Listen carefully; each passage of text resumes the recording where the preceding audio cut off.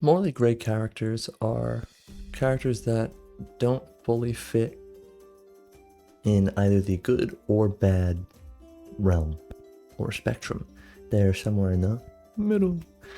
And they're always, in my opinion, the most fun to read. Not saying that they're the only characters that can exist. I think there are examples through all the media that prove that you can just have good characters or bad characters and it still be compelling. I think, for example, Aragorn, he's the GOAT, or Voldemort, or he's just bad. And there's kind of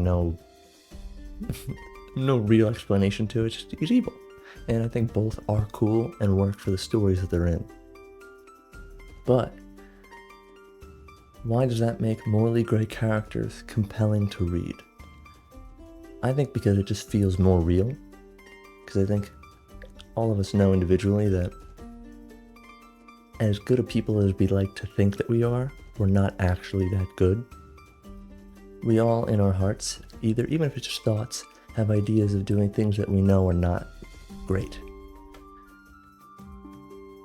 Humans are just not as black and white as good or evil 99% of the time.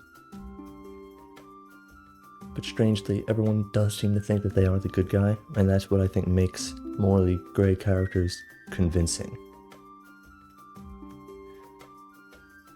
It's also fun just to see characters or people make decisions that you yourself wouldn't make, because I think the consequences are always exciting to see for that. I think the classic example of morally gray character, Joel from The Last of Us, he's basically the villain of the world once you reach the end of the game. But that doesn't make you not like Joel.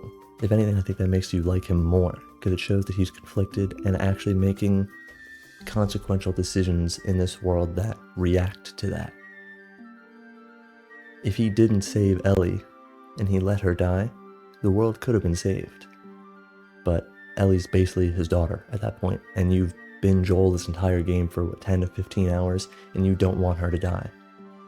So even if you know it's wrong, you're still glad most of the time, or most people, that Joel decides to save Ellie in the end. And I think because of that, it just makes stories way more engaging when there's actually choice and decision and consequence. Where if Joel just decided to, I'm going to save Ellie, and it didn't matter that she was immune and that her blood could save the entire world, it would just kind of fall flat. It'd be like, okay, yeah, of course, it's Ellie. But when you stem off the decision to save Ellie, that he's not only saving Ellie, but he's condemning the world, that makes it an actual moral choice instead of just a decision. And I think those are just exhilarating to read, play, see, create, all of the above. Because they feel real. And unfortunately, humans are very conflicted.